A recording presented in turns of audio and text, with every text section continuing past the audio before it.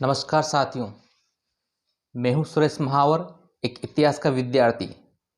आज मैं एक वीडियो लेकर आया हूं जो इतिहास के किस्से, कहानियों और विवादास्पद से संबंधित है।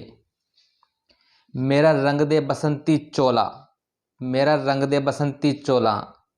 जी हाँ साथियों, यह गीत मैं नहीं गा रहा हूं, बल्कि 23 मार्च 1931 के दिन तीन नौजवान यह गीत गा रहे थे, जिनके सामने एक और फांसी का फंदा था, तो दूसरी ओर इनके चेहरों पर तनिक भी सिकन नहीं थी, बल्कि जिस प्रकार बाग में सुबह सुबह फूल खिलखिला उठते हैं, ठीक उसी प्रकार इनके चेहरों पर भी बगिया की तरह खुशी के फूल खिलखिला रहे थे और इंकलाब जिंदाबाद जैसे नारे लगाते हुए फांसी के फंदों को चूम रहे थे, ताकि अगली सुबह जब भी आए, भारत रूपी बगीचों के प्रत्येक कोने में स्वतंत्रता के फूल खिलखिला उठे। जी हाँ दोस्तों, मैं बात कर रहा हूँ भारत के तीन वीर सपूत, युवा क्रांतिकारी भगत सिंह, राजगुरु, सुखदेव की, जो भारत के करोड़ों युवा दिलों के प्रेरणा स्रोत बन गए। समूचे भारत देश में महान स्वतंत्रता सेनानी भगत सिंह, राजगुरु, सुखदेव के बलिदान को याद करने के उपलक्ष्य में 23 मार्च को शहीद दिवस मनाया जाता है। इसी दिन इन तीनों क्रांतिकारियों को 23 मार्च 1931 को अंग्रेजी हुकूमत ने फांसी पर लटका दिया था। इस दिन 23 मार्च के उपलक्ष्य में देश की स्वतंत्रता और संप्रभुता के लिए अपने प्राणों की हंसते हंसते आहुति देने वालों को याद करने के उपलक्ष्य में समूचे भारत देश में करोड़ों लोगों द्वारा विभिन्न तरह के सांस्कृतिक व शैक्षणिक समारोह, रैली, जुलूस का आयोजन कर इन तीनों वीर सपूतों को भावभीनी भीगे मन से श्रद्धांजलि देकर याद किया जाता है। आइए अब नजर डालते हैं भगत सिंह, राजगुरु, सुखदेव के जीवन परिचय पर। भगत सिंह का जन्म 28 सितंबर 1907 को पंजाब के लायरपुर जिले में हुआ था। इनके पिता का नाम किशन सिंह व मां का नाम विद्यावती था। इन्होंने प्रारंभिक शिक्षा डीएवी हाई स्कूल लाहौर में की थी। 13 अप्रैल 1919 के जलियांवाला बाग की सभा पर अंग्रेजी हुकूमत द्वारा जो बर्बरतापूर्वक हत्याकांड हुआ था, उसका इनके दिलों पर काफ़ी ज़्यादा गहरा असर हुआ। तभी से इन्होंने अंग्रेजी शासन के विरुद्ध देश की आज़ादी में सर्वोच्च न्यौछावर करने का निर्णय लिया।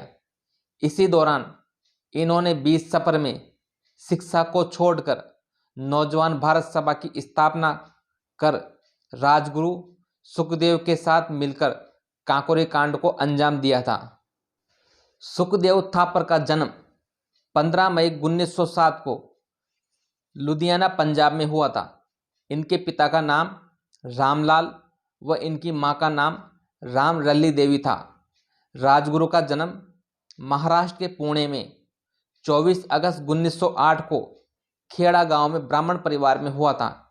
इनका पूरा नाम शिवराम हरि राजगुरु था।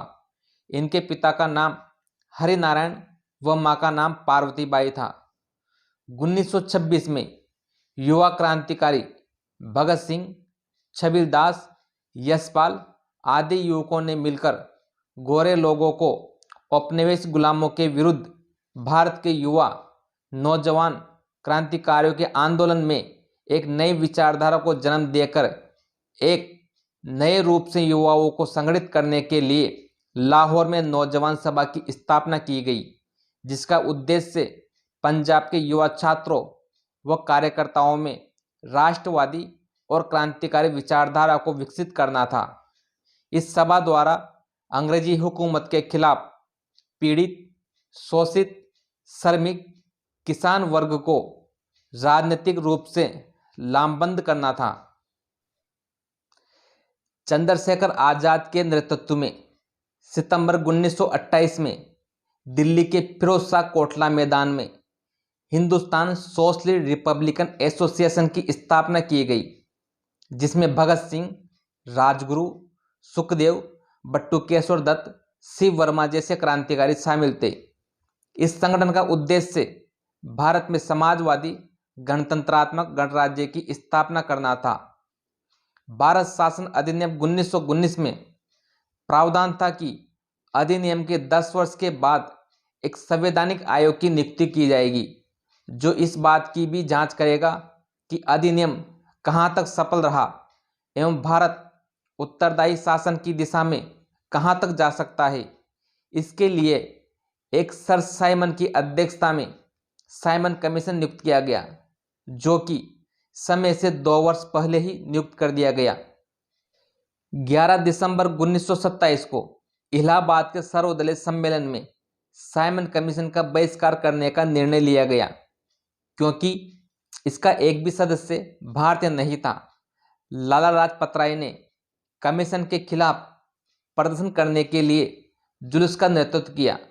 30 अक्टूबर 1928 को जुलूस का नेतृत्व करते समय अंग्रेज पुलिस अधिकारी द्वारा लाला लाजपत राय पर क्रूर तरीके से लाठियां बरसाने से कुछ दिनों बाद ही इनकी 17 नवंबर 1928 को मृत्यु हो गई।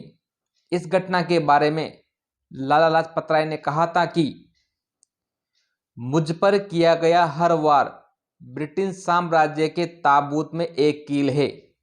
मुझे नहीं पता कि मैं रहूंगा या नहीं, लेकिन आपको कभी चिंता नहीं करनी चाहिए।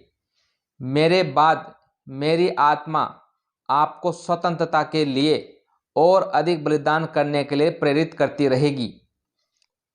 Hindustan socialist Republican association HSRA की पहली क्रांतिकारी गतिविधि 17 दिसंबर 1928 को हुई, जिसमें भगत सिंह, चंद्रशेखर व राजगुरु द्वारा लाहौर के सहायक पुलिस अधीक्षक सैंडर्स की हत्या कर दी गई। क्रांतिकारी स्कॉट को मारना चाहते थे, लेकिन गलती से सैंडर्स मारा गया। HSRA के सदस्यों ने दिसंबर 1929 में दिल्ली के निकट उस रेलगाड़ी को उड़ाने का प्रयास किया जिसमें भारत के वायसराय लॉर्ड इरविन सवार थे।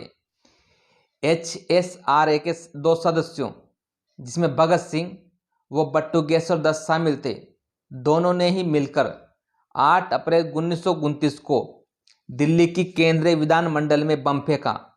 उस समय ट्रेड डिस्प्यूट बिल तथा पब्लिक सेफ्टी बिल पर बहस चल रही थी। इस समय असेंबली में मोतीलाल नेहरू व मोहम्मद अली जिन्ना जैसे कई बड़े नेता बैठे हुए थे। क्रांतिकारियों द्वारा बम फेंकने का उद्देश्य सरकार को डराना था।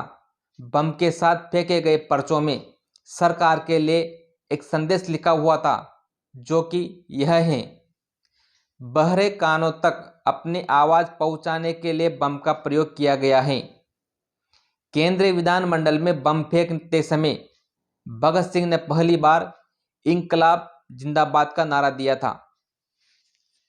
बम फेंकने के तुरंत बाद ही भगत सिंह व बटुकेश्वर दत्त को गिरफ्तार कर इन दोनों पर असेंबली में बम फेंकने एवं सैंडर्स की हत्या के आरोप में लाहौर षड्यंत्र केस के तहत मुकदमा चलाया गया।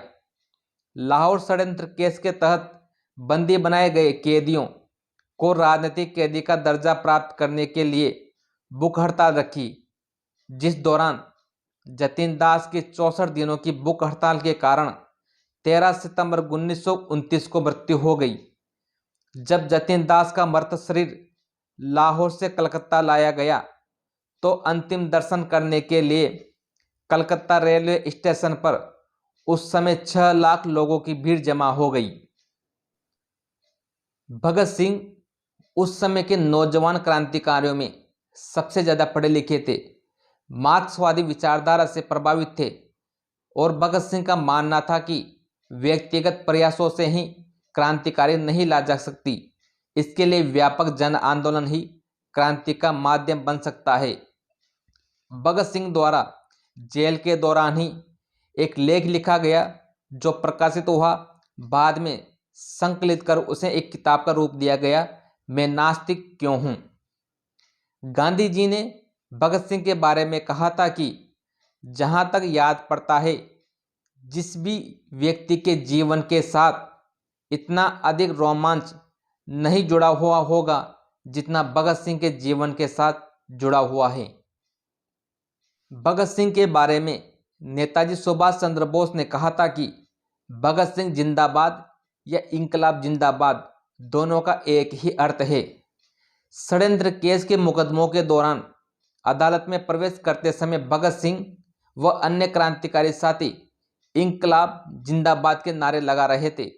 भगत सिंह ने अदालत में कहा था कि क्रांति से हमारा तात्पर्य यह है कि अन्याय पर आधारित मौजूदा शासन व्यवस्था समाप्त होनी चाहिए।